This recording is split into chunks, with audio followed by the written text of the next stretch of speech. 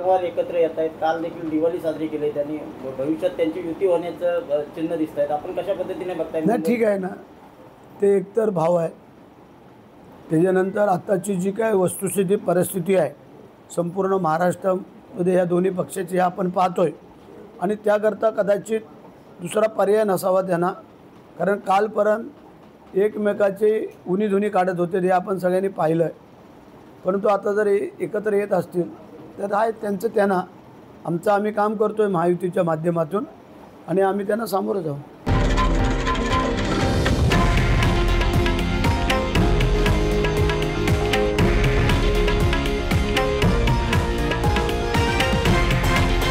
हे आहे देशातील नंबर 1 न्यूज नेटवर्क आणि आपण पाहत आहात TV9 मराठी, एकमेव.